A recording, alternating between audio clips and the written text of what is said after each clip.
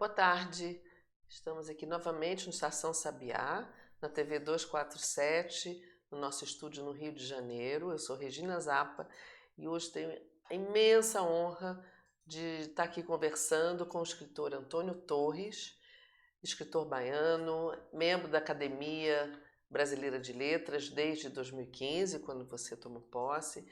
Já publicou 17 livros e livros traduzidos no mundo inteiro. Depois nós vamos mostrar aqui as capas todas das traduções dos livros do Antônio.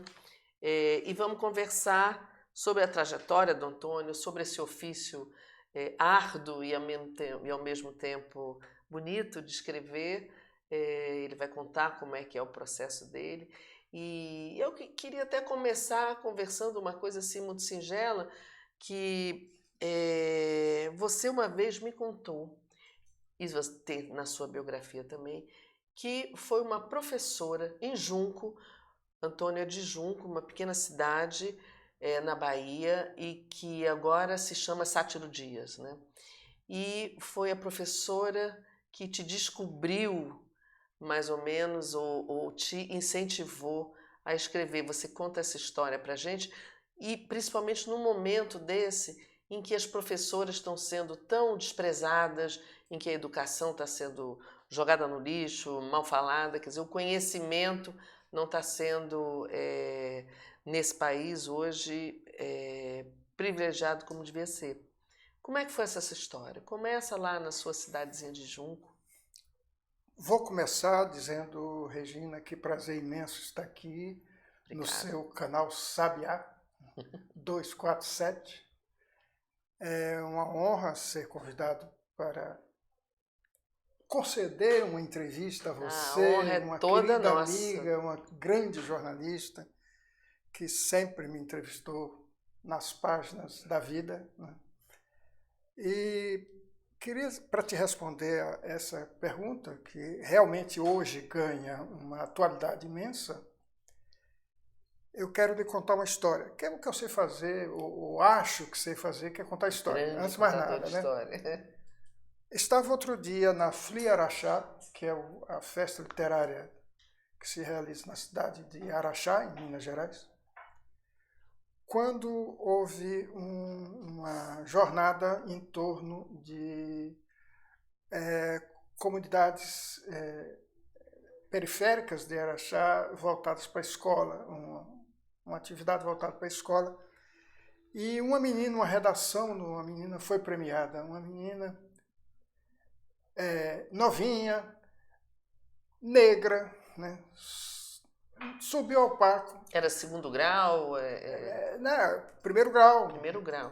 Subiu ao palco para dizer que ela morava na roça, era do mundo rural, e do encantamento dela quando descobriu a palavra escrita e de tudo que a movia hoje em torno disso. Ela começou a escrever, e tanto que uma redação dela foi premiada. E eu me vi naquela menina. Eu me vi naquela menina. Viu a sua história, né? E de repente eu vi que não era uma coisa exclusiva minha, porque daí a pouco veio ao palco, em outro evento, o autor o homenageado da festa, o português Walter Hugo Mãe, e ele disse exatamente o que eu tinha sentido ali no palco. Ele conta a mesma coisa. Em Portugal aconteceu que isso. Ele se viu naquela menina, porque ele era de uma famoso. comunidade rural e tal, e o dia que chegou à escola e etc., e virou esse escritor que ele esse escritor imenso, que é o Walter Hugo Mãe, né? Então, Regina, é isso. Agora, eu não tenho dúvida que se eu cheguei à palavra escrita e cheguei a me tornar escritor, cheguei à Academia Brasileira de Letras, cheguei a conhecer meio mundo graças à minha escrita e a estar em boa parte do mundo graças a essa escrita, se deveu sim à escola, e escola rural. E se deve mais ainda a um pensador, a um homem da educação chamado Anísio Teixeira, que o Rio de Janeiro conheceu tão bem. Que ele foi um personagem do Rio, morreu aqui em circunstâncias misteriosas. Acredita-se até que teve algo relacionado com a ditadura militar, a morte dele, né, uma morte misteriosa, no dia em que ele foi pedir o voto ao mestre Aurélio Buarque de Holanda para a Academia Brasileira de Letras. E desapareceu e tal, e tinha caído no poço do elevador do prédio de Aurélio Buarque de Holanda. Ora, esse Anísio Teixeira, ele foi secretário de Educação da Bahia quando era menino, no governo de Otávio Mangabeira, que era um homem de letras. Né? Tanto que foi da academia, eu ocupo na academia a cadeira que foi dele, que foi de Machado de Assis, foi E antes de você, do João Baldo, né? Hein? Antes de você, logo antes, foi do João Baldo. Não. O João Baldo era vivo quando eu fui para lá. Era. Ele voltou em mim, poxa, né? Eu fui para a cadeira do João Baldo na Academia de Letras da Bahia. Ah, tá. Né? Isso aí já foi depois. Né? Mas eu estava falando do Anísio Teixeira. Né? Para mostrar o seguinte, que essas coisas não acontecem por geração espontânea. Né? Quer dizer, tem um fundamento aí. Tem uma política por trás, né? Sabe? Depende de uma política, que é disso que nós... Uma política pública de educação. De educação da qual nós estamos muito carentes hoje. Né? Ou talvez estejamos muito carentes já há bastante tempo, não sei. Coisa para especialista, né, para mim. Né? Estamos carentes hoje, e há muito tempo que estamos carentes no Brasil, mas hoje existe um ataque. Isso, frontal. Né? Frontal ao conhecimento e à educação. E é um ataque, assim, sem o menor constrangimento. Não é uma coisa escancarada, às claras. Nisso é até admirável, como as pessoas não têm nem vergonha de falar o que pensam. E o que pensam é uma coisa que Deus nos acuda. Né? Uma coisa atrasadíssima, né? E Deus nos acuda. Então foi isso. Você vê, eu venho de um mundo agrário e ágrafo, num tempo em que o interior do Brasil era muito isolado. Eu venho de um sertão que se configura naquela geopolítica que deu na Guerra de Canudos, que era a divisão clara entre o sertão arcaico e o litoral civilizado, entre aspas, porque um litoral que explorava o sertão arcaico e que faz aquela guerra horrorosa, não tem nada civilizado. Aquilo é a anticivilização, né? Como o próprio Euclides da Cunha deixou claro no livro dele, que é um livro de espanto, né? De espanto. Então, naquele sertão, que nos anos 40, eu fui para a escola no final dos anos 40, eu nasci em 1940, e fui para a escola já um pouquinho tarde, aos 8 anos, porque a gente morava...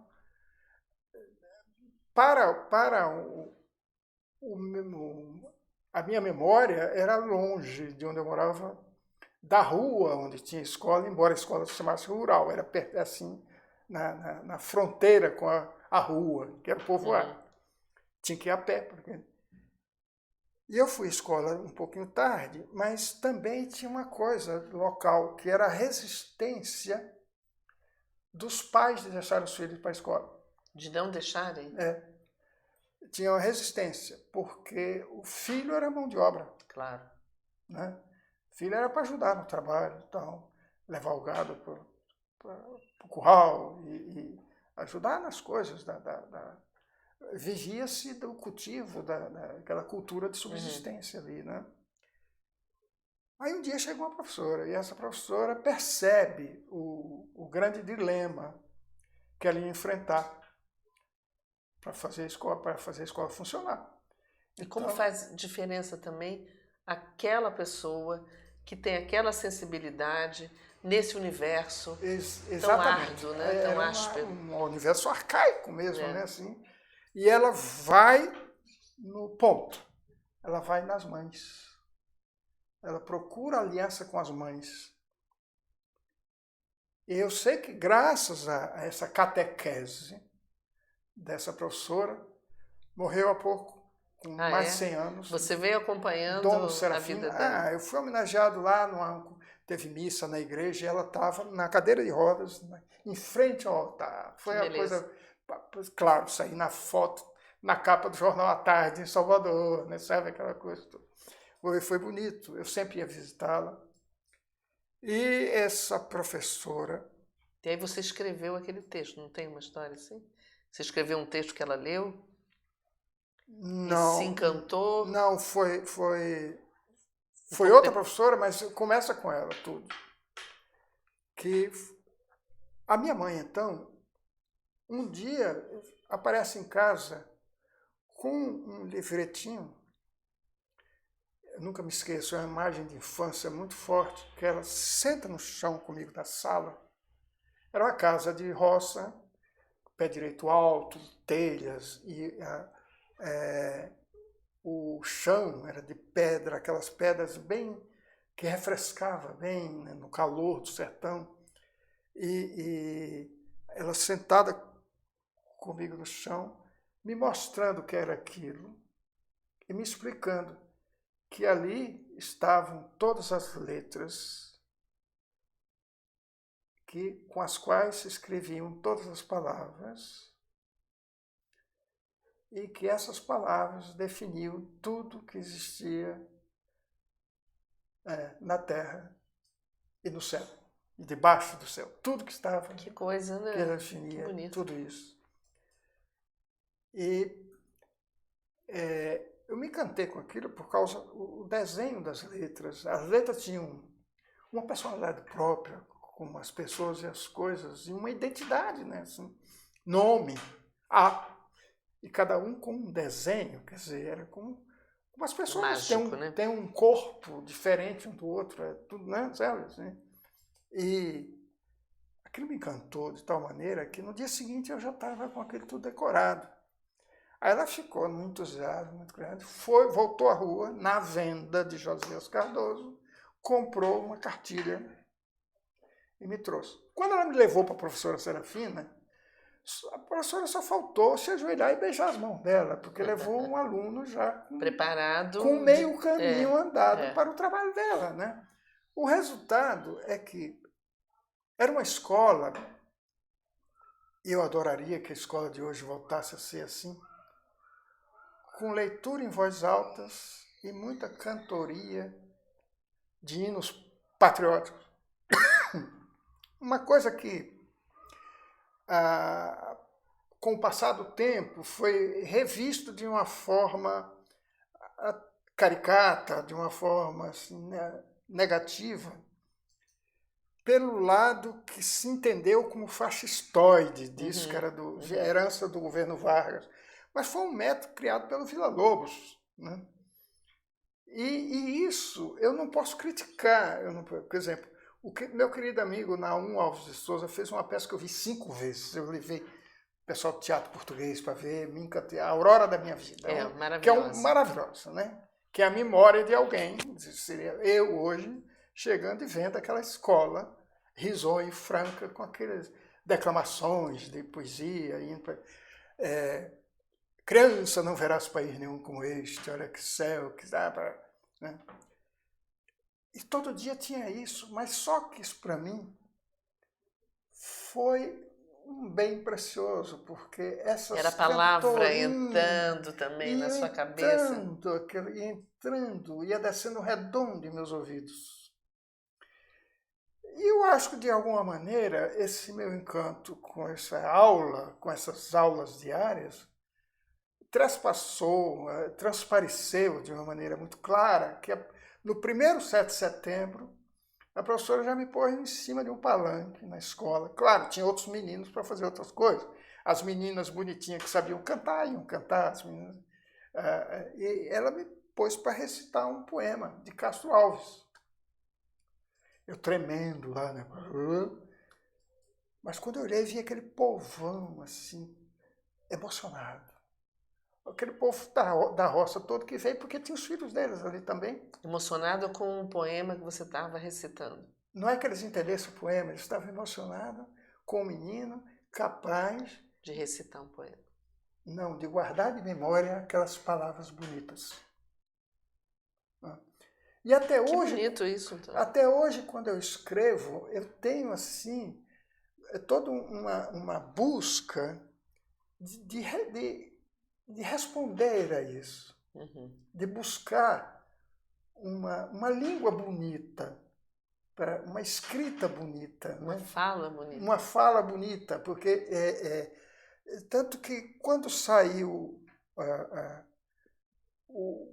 Essa Terra saiu em Portugal recentemente, Portugal tem publicado já bastante livros meus, e eu vi um comentário numa rádio de uma escritora famosa portuguesa, Inês Pedrosa, que ela disse assim, que português bonito que ela escreve. Eu digo, ai meu Deus, falou no meu coração agora, porque... Melhor elogio. Era a coisa da infância, daquela Claro. escola lá, né, sabe? A raiz disso tudo, né? É a raiz disso tudo. Tanto que um dia eu estava lançando um livro aqui na Livraria Timbre, aqui na Gávea, uma fila bacana, e chega a Aspásia Camargo e diz assim, poxa, por causa da fila eu já li quase todo o livro. Agora me explica uma coisa, de onde é que vem esse português? Ela falou isso. Eu disse, da minha infância. Mas não é possível, eu digo, de uma escola primária, aliás, de duas escolas primárias, da minha infância. Porque um dia nessa escola, permita-me que eu fale mais dessa escola, porque eu acho que o momento é esse, de se fazer uma memória, de se enfatizar essa coisa, mostrar que esse país, subdesenvolvido, atrasado de todo jeito, com o interior que era completamente fora do mapa, não existia no mapa do país, completamente isolado, ágrafo, completamente ágrafo. Naquele interior se formou um escritor. E como se formou muito mais gente, graças à escola, né?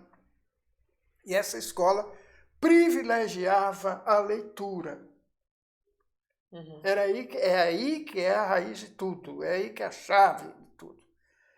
E estou lá nessa escola, todo mundo lá, quando um dia chega uma mocinha com a sua mãe, na porta da escola, disse, Dona Serafina, professora Serafina, eu vim aqui buscar os alunos. Eu vou inaugurar o prédio da escola rural. Uma escola que passou a se chamar Anísio Teixeira. Eu tive esse privilégio de estudar numa escola que se chamada Anísio Teixeira, nos cafundós do país. Eu sei que a professora respondeu bom dia da outra, olhou para a gente e disse, leva os meninos. Ele fez assim e assim para a gente sair. Pegamos nossas coisinhas e saímos tristes, mas muito tristes, acompanhando aquela professora. Passou diante da igreja, pega um beco, sai e vai para o prédio. Tristes por quê? Porque que graça teria ir para uma escola só de menino? Se a graça estava ali de sentar ao lado de uma menina, quem sabe ao pedir um lápis emprestado, tocar nela, assim, né? Mas quando a professora abre as janelas do prédio Timbra de novo, cheirando a novo, entra aquele solão de sertão, eram 4 janelas, era uma sala bem maior do que a outra. Ela põe os meninos em fila, senta na mesa dela, abre um livrinho chamado Seleto Escolar, nunca me esqueci. Põe para o aluno, ela abre e manda o aluno ler onde ela abriu. E para mim caiu o seguinte texto. Verdes mares, bravios da minha terra natal, onde canta a jandaia na fronde da Carnaúba. Você não imagina o efeito dessa leitura na cabeça de um menino nascido num lugar onde nem rio havia, quanto mais verdes mares. E o que era uma jandaia? O que era uma carnaúba? Quer dizer, o Nordeste não é todo igual como o imaginário do sul, do sudeste, enquadra, né? Porque é tudo igual, mas não. Há uma flora e uma fauna diferente a tudo. Danei a sonhar com o mar. Quer dizer, outro efeito da escola que te leva a abrir a sua imaginação. Né? Quer dizer, então, é daí que vem. Aquela professora tinha um método fantástico. Se a outra gostava demais de poesia, essa gostava de prosa. Aí completou. Foi um ciclo assim que se fechou. Porque ela... Eu nunca me esqueço assim, o método dela. Ela mandava você ler, depois ela ditava aquele trecho para você escrever. Para depois ela corrigir. Ela mandava você copiar, fazer cópia. Primeiro era cópia, depois o ditado. Ela ditava, você escrevia. Depois ela ensinava a fazer cartas. Né? Inesquecível amiga Regina Zappa. O motivo destas mal traçadas linhas é dar-te as minhas notícias e, ao mesmo tempo, receber as suas. Daí vem como tem passado o seu português, né? Como tem passado. Bem, não é? Olha a noção, como é que se ensina pontuação. Como tem passado? Interrogação. Bem, vírgula. Não é? Interrogação de novo. Assim espero, ponto. E por aí embora. O resto agora era com você. Aí você tinha que fazer o resto da carta. Né? Você estava falando aí, na hora que você leu, depois, se quiser, a gente volta para a continuação dessa trajetória da escola e tudo. Mas eu lembrei de uma coisa que me impressionou muito. Uma vez você leu esses verdes mares com um ritmo, né? E eu me lembro que uma vez eu convidei você para dar uma aula na universidade, onde eu dava aula de jornalismo. E era uma aula sobre, enfim, sobre a literatura, sobre a escrita, sobre a palavra. E eu me lembro que você entrou na sala de aula para fazer a sua palestra levando um aparelho de som com um disco, que se eu não me engano era Miles Davis. Thelonious Monk. Não era Miles Davis, não? Também Miles Davis. Mas eu acho que esse dia era Miles Davis. Bom, enfim, levando uma música.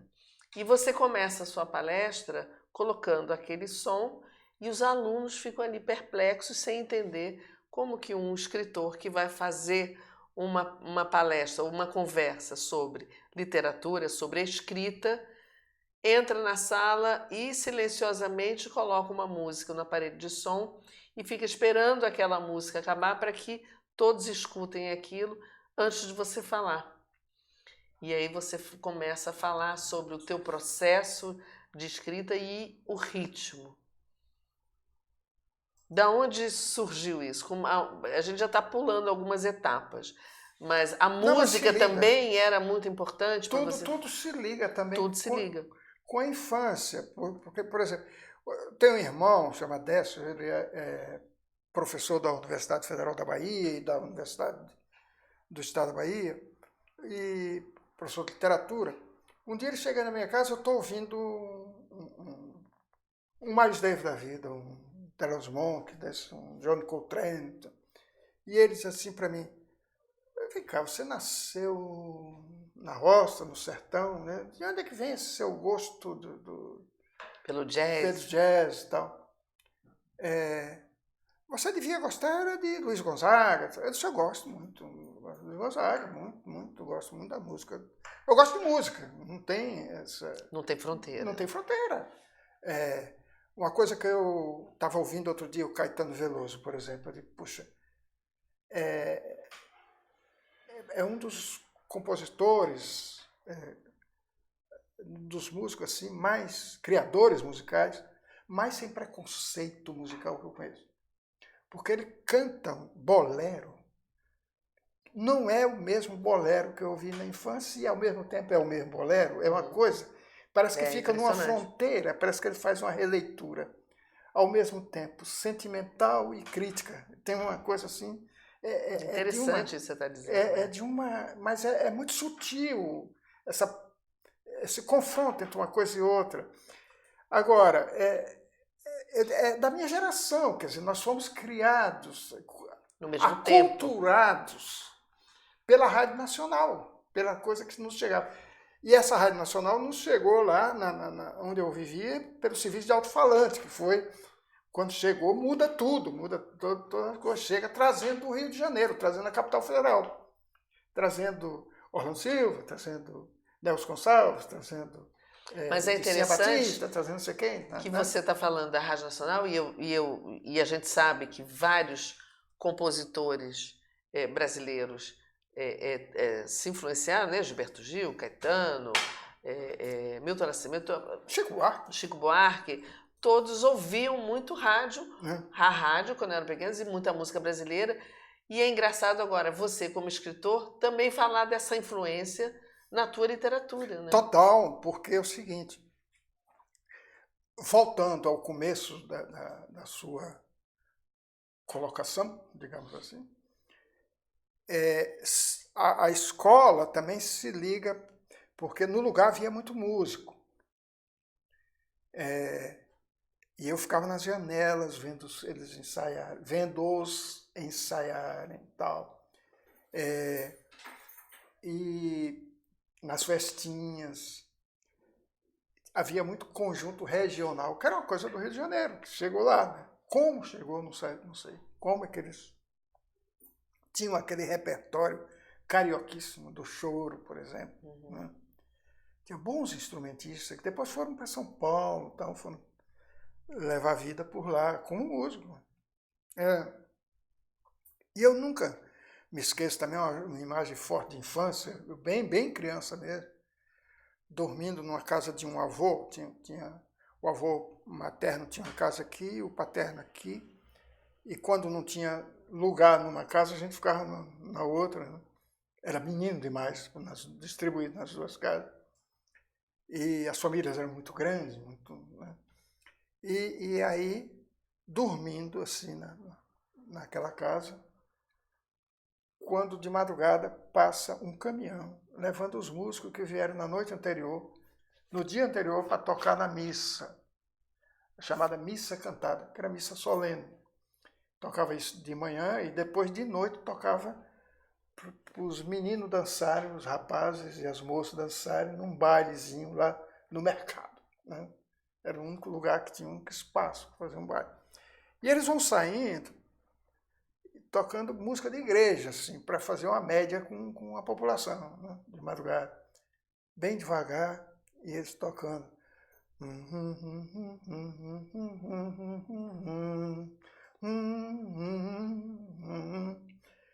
E aquilo me lembro que me deixou arrepiado, ouvindo aqueles sons dos instrumentos de sopro. Né? E foi isso que eu respondi ao meu irmão. Foi lá, na minha infância, que veio isso, porque era chamado de o Jazz de Inhambupe, que ia tocar lá. O Inhambupe era a sede, era o município, e a cidade sede levava o nome do município, Inhambupe. E o jazz era a banda que ia tocar, não é? O jazz era entendido por banda. Entendi. Né? Era entendido por banda. E fazia algum sentido, porque eles tocavam uma música que tinha alguma influência do jazz. Né? E daí, bom, aí você contou toda essa raiz, essas histórias da infância que te influenciaram para sempre, né, permanentemente.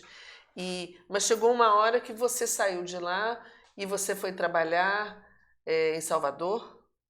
Eu fui estudar em uma cidade chamada Alagoinhas. E depois E aí foi era uma cidade que vivia aquele clima dos anos 50, que era um clima muito leve, né? Quer dizer, um clima bacana mesmo. Assim. A cidade é uma cidade de 50 mil habitantes, muito bonita a época. Hoje é feíssima, cresceu e desordenada, né? E derrubaram o que era bonito para fazer feio, né? Os prédios as casas, aquelas marcas de origem da cidade desapareceram todas.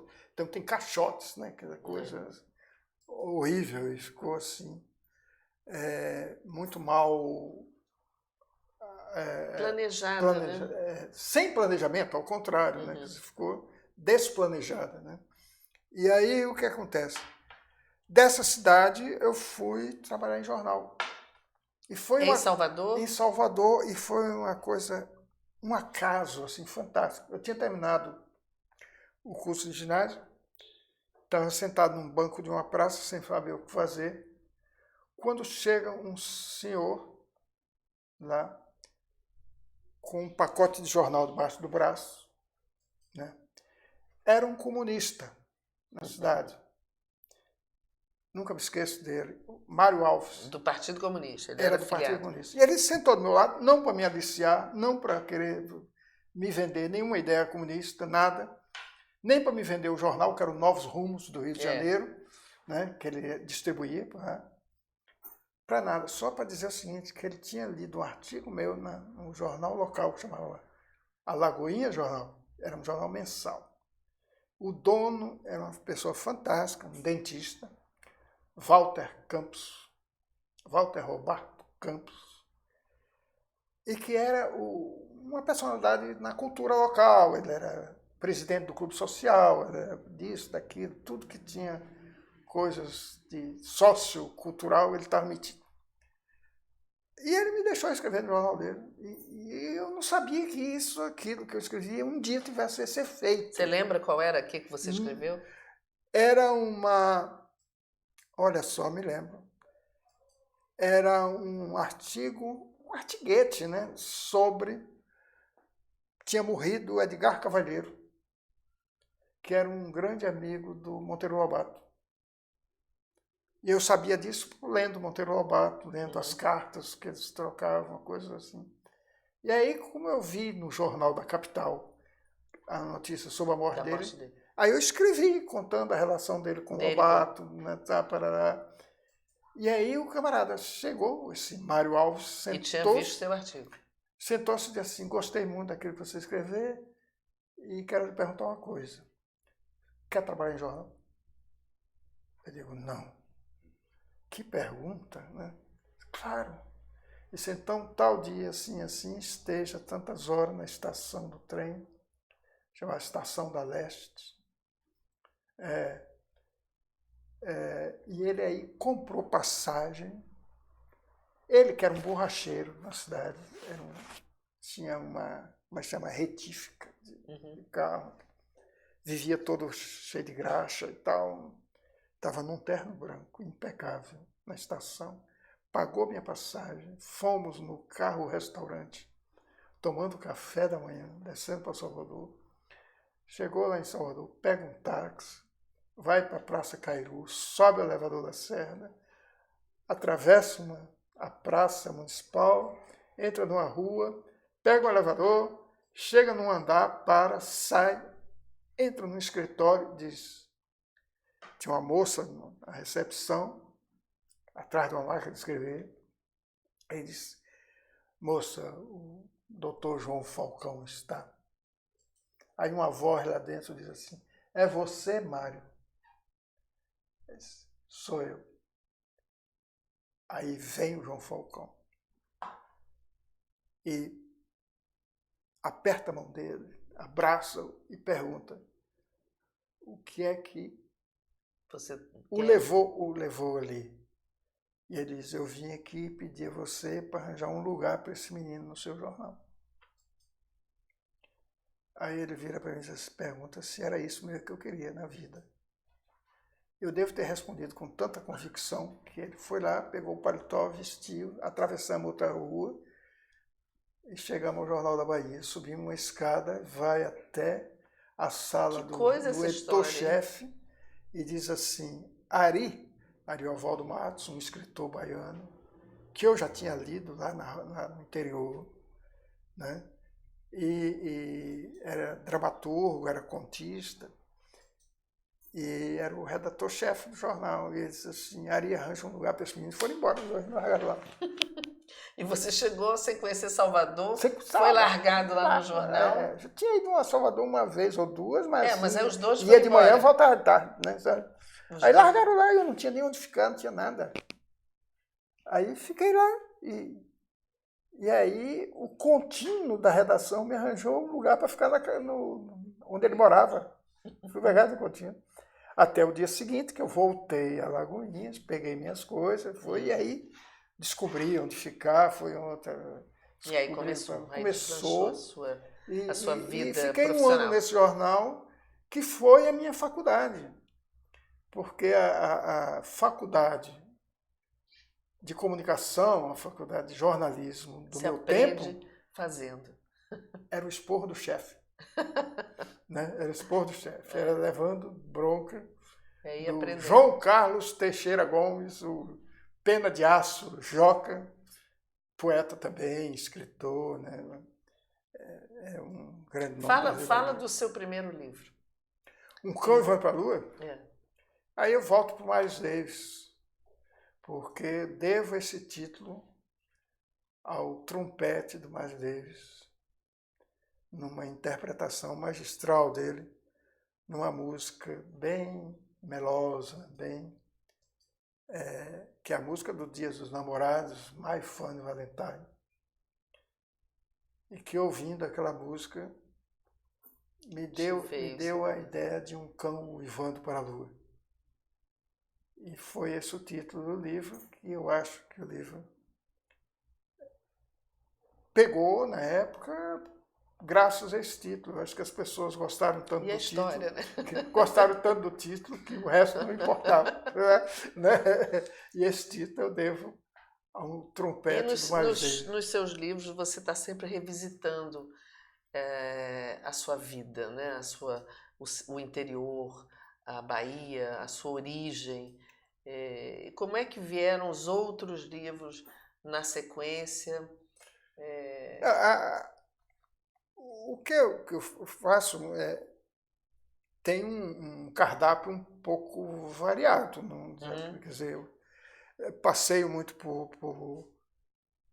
por ambientes rurais, mas também muito por... Mas os primeiros, né? Não, Um Cão Vai para a Lua é muito urbano. É urbaníssimo, se passa... O personagem está Ele está lá, né? Não, está aqui. Quer dizer, está no centro urbano, mas ele está... Porque é a história de um jornalista, de um repórter, que está passando por uma série de eletrochoques numa casa de loucos e numa sessão de sonoterapia que dura 36 horas, ele faz uma viagem por dentro dele mesmo e nisso ele visita todo o país, né? Quer dizer, e aí é claro que todo mundo que escreve, o que filma, o que faz teatro, tem na sua vivência, traz da sua vivência, faz da sua vivência material de exploração. Não significa que seja ao pé da letra, que seja uma coisa... Nem que seja biográfico. Que seja biográfico. Claro. Né? Mas são coisas que te dão o ponto de partida, te dão... Ou você quer descrever um pai, você vai se lembrar do seu. Um avô, você vai se lembrar do seu. Ou de outros pais, de amigos, de que você conheceu. Exatamente, porque um personagem é a soma de muitas pessoas. Claro. Né? Mas você parte, às vezes, de uma e já misturando com outras. Uma voz, uma recordação. Né? E é assim o processo criativo. E né? teve um momento que você, então, parou o seu trabalho jornalístico e ficou só escrevendo romances. Regina, não foi bem assim. Eu parei quando já a idade... Mais adiante. Quando a idade já não permitia mais o chamado emprego formal. Porque tudo isso tem prazo de validade. Né?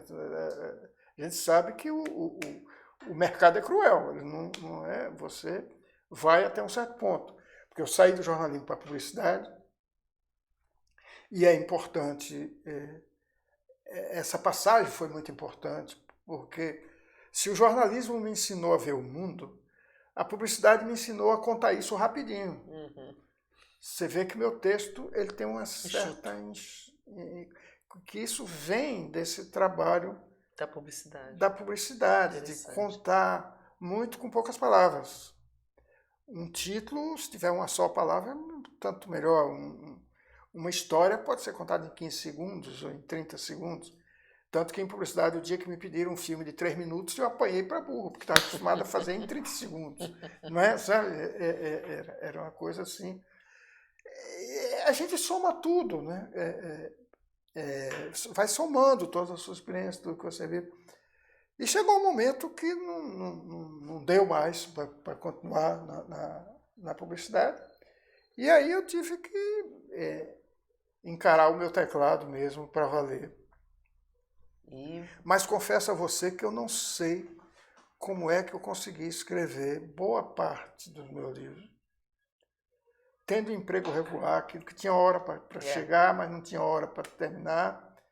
E ainda tinha os compromissos externos, ainda tinha... E aproveitava os buracos, as deixas e Carnaval, Semana Santa, esses negócios. Trabalhava muito. Né? Trabalhava muito.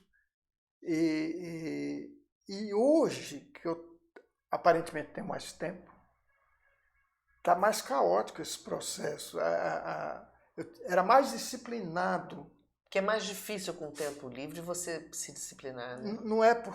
É que o tempo mudou depois com a coisa da tecnologia e que você vai responder um e-mail, daí a pouco você perdeu uma manhã só respondendo e-mail. Que te pediram e tal, daí a pouco você já perdeu a manhã inteira nisso. Né? E você não pode deixar de acompanhar, porque são coisas da sua vida que estão rolando ali. Essa coisa de Facebook e tal, eu estou tomando muito cuidado para não me integrar, não ficar muito tempo diante dessa tela. Dispersa muito.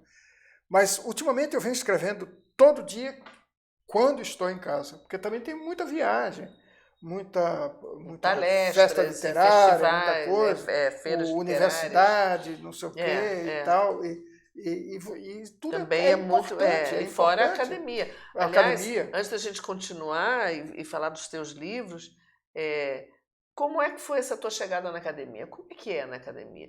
Você vem todo dia, você está morando na Serra. Eu moro em Itaipava. Itaipava. E você vem uma vez por semana para a sessão da academia? Não só uma vez por semana, às vezes quando é necessário venho mais de uma vez. Mas normalmente... Normalmente uma vez por semana, porque tem a sessão plenária toda quinta-feira. E depois tem os ciclos de palestras, também às quintas-feiras. E tem aquele chá. O chá é uma coisinha entre uma coisa e outra, não é assim, as pessoas medem academia. O chá da academia a gente tem a maior curiosidade. Né? Um dia que você quiser, eu te levo lá. Tá bom, vou tomar um chá lá. Mas olha, como é que agenda da academia... se encontram, conversam? A agenda da academia é muito boa. Ela é uma agenda... Realmente, a Ana Maria Machado, que é a coordenadora geral das conferências, cada mês tem um ciclo de conferências, né? Que é uma vez por semana. Nesse exato mês, nós estamos gravando isso, no mês de agosto de 2019, a Rosisca Darcy de Oliveira, a acadêmica Rosisca, está coordenando um ciclo da maior atualidade. Quer dizer, que é sobre, né, o que falta ao Brasil. E vem pessoas de fora falar? Ou são os de próprios fora acadêmicos? Ou acadêmico, por exemplo. Se for o assunto dele. Amanhã vai falar o embaixador Rubens Recupero. Mas já falaram o acadêmico Antônio Cícero, que fez a resposta dele foi, né, a implantação dos direitos humanos. Fez uma conferência linda, fantástica, uma pesquisa imensa sobre o tema. E isso fica lá ou isso é gravado? Não, é gravado, escrito vai para o site da academia e tudo. Está tudo lá. Tudo está lá. O Cacá Diegues fez também uma sobre o que falta ao Brasil. Esse tema é ótimo. Né? A resposta do Cacá, o amor pelo que somos. Puxa, que ótimo, que bonito. Fez uma conferência mais do que nunca falta ao Brasil o amor pelo que somos nesse momento. Nesse momento, você não o acha? Cacá matou. Mais do que nunca. Mês anterior, foi tudo uma conferência toda em torno de quem? Do Barão de Rio Branco. com vários embaixadores que foram falar sobre o problema do Rio Branco. Claro que sutilmente, ou às vezes nem tão sutilmente, me lembra assim, um exemplo, um caso exemplar, a conferência do embaixador Marcos Azambuja. Arrasou. E é tudo um contraponto para a diplomacia Para tudo atual. que está acontecendo. Sabe? A academia, as pessoas pensam que, como não conhecem, como não vão lá, pensam que a academia está muito dissociada da realidade, do momento. Do mundo real, da vida real. Não está. Mas você não tá, falou aí esse a academia tema. tem projetos assim, que, junto a comunidades carentes, junto a presídios. Né? O Marco Luquezzi, por exemplo, dá aulas em presídio, vai lá. Né? Eu próprio tenho fui inaugurar sala de leitura em Morro, na Dona Marta, inaugurei sala de leitura em Bangu 1. Que legal, vi né? sala de leitura. A gente não tem. Fui à sala de leitura, por exemplo, em Garanhuns, numa escola municipal, pobrinha, fui lá, foi um barato ver aquilo, né? Sabe? Incrível mesmo. Precisa divulgar, a academia precisa divulgar mais. Ela divulga na medida dela, dentro dos circuitos dela. Ela divulga. E no site. O problema é que a fragmentação desse mundo contemporâneo, essa coisa é muito grande. E aí você não. Mas você falou aí essa coisa do Cacá Diegues, esse tema que ele escolheu, que como é que é? Aprender. Não. O que falta ao Brasil o tema geral. A resposta mas o que dele. Ele disse? O tema dele. Porque eu esqueço as palavras. O amor pelo que somos. O amor pelo que somos. É engraçado que hoje, eu, por acaso, no Facebook, até você está falando, eu vi alguém publicou um videozinho do presidente, antes de ser presidente, se eu não me engano, falando sobre imigrantes, refugiados, falando como São Paulo está cheio de haitiano, e alguém aí perguntou assim, mas se fossem suecos, você não estaria falando a mesma coisa. E ele disse assim, mas você acha que um sueco ia querer vir para esse lixo? Falando assim. Não é possível. Não, eu ouvi da boca dele. Parece mentira o negócio. Parece mentira. Provavelmente foi antes dele se eleger, mas uma pessoa que diz isso, você acha que um sueco vai querer vir para esse lixo? É um espanto, né? Uma coisa. Olha, não tem nem como. Não dá mais para nos espantar, não. Não dá mais. Não. E não tem palavras para. Outro dia eu vi na Globo News, resgataram coisas ditas por esse capitão ao tempo de deputado, dando como o bom exemplo dos Estados Unidos que dizimaram os seus índios. Pois é. Assim, claramente. Que tempos. Textualmente, assim. Tempos. Né? Quer dizer, mas enfim. Vamos voltar aqui para os teus livros. Vamos pular esse capítulo, porque a gente tem. A gente ainda tem um tempinho aqui, a gente uns 10 ainda tem minutos. assuntos bons para falar. Tem assuntos bons. Queria saber o que você está fazendo agora. Quer dizer, antes de perguntar, de você me contar, eu sei que não vai dar para ver direito, mas eu queria só mostrar assim, de uma forma geral aqui, são as capas dos livros do Antônio traduzidos para toda parte do mundo, né? Toda parte não é bem, é mais muito uma boa lugar, parte. Muito lugar. Vai da Argentina ao Vietnã. Pois é, Vietnã, Bulgária, Argentina. E todos os países, Estados Unidos, eu não sei, tem línguas aqui que eu nem conheço. França, Holanda, etc. Mas esses na Europa de montão. Né, Paquistão, né? Paquistão. É incrível. E capas lindíssimas. Muitas bonitas. Lindíssimas. E você, então, tá no mundo inteiro. Inteiro, com a sua Mas olha, isso não é exclusividade minha, não. É uma coisa muito da minha geração. O que é? Ser traduzido? Eu pertenço a uma geração literária que vem dos anos 70 para cá, que correu muito o mundo, correu muito o país, ainda corre o país, que é essa geração que inclui de Manaus, do Márcio Souza, a Porto Alegre, de Moacir Clear. Passa pela Bahia de João Baldo Ribeiro, São Paulo, de Inácio Brandão, Rio de Janeiro, de Nélia Piona, Maria Machado, etc.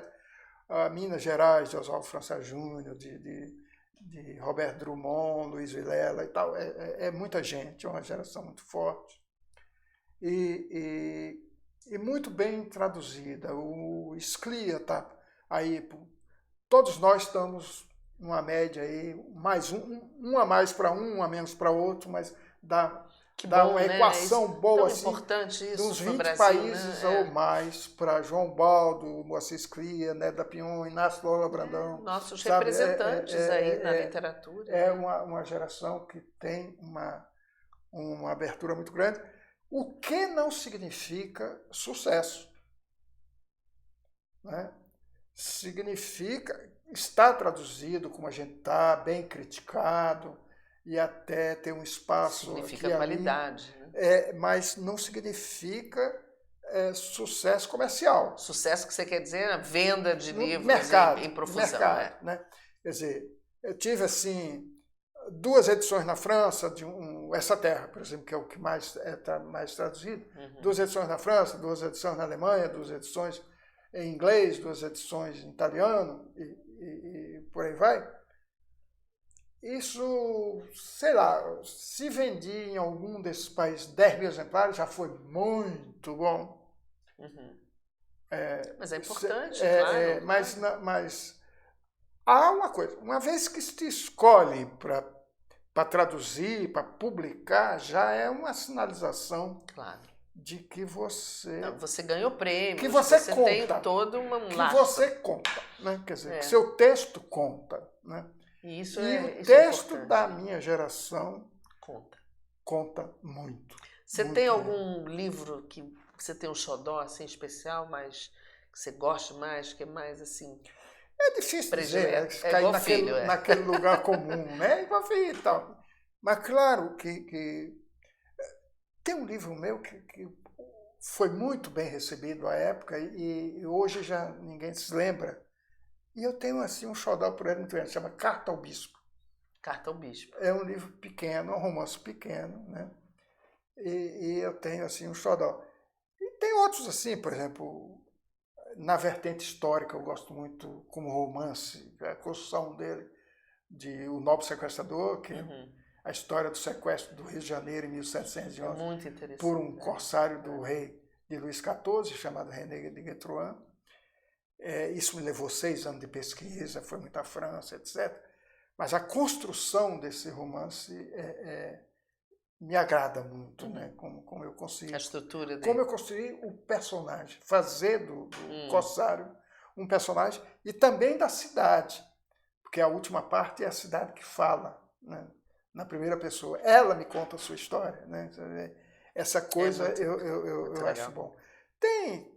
Quem não leu Antônio Torres é obrigatório, tem que ler. Não, também não. O que você está fazendo agora? Agora não, estou há 10 anos fazendo um romance. Há 10 anos? Hoje eu cheguei, porque acordo às 6 da manhã, vou para o teclado,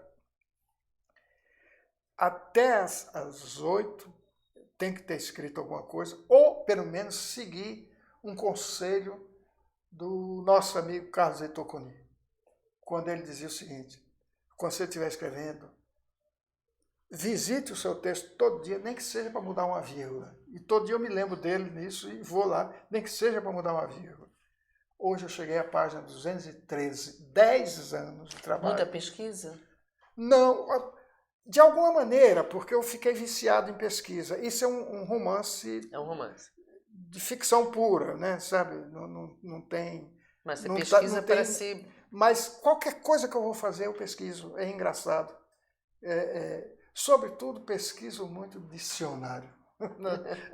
Estou viciado ali com o dicionário do lado, sempre para ir buscar, para ver se aquela palavra faz... Você pode contar um pouquinho qual é o tema desse romance? Se eu te contar, eu não vou terminar. Jura?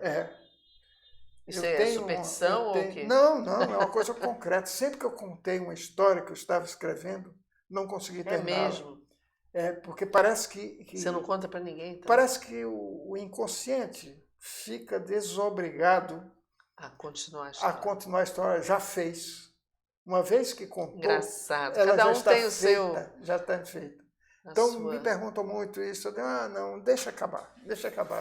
Né? E você Quer É dizer, já coisa tem para o ano que 200... vem. É? É coisa para o ano que vem. Você acha que ano que vem você lança? A gente fica curioso, né? É um romance para os meus 80 anos. Que bom. Quando é que você faz 80 anos? Ano que vem? 13 de setembro de 2020.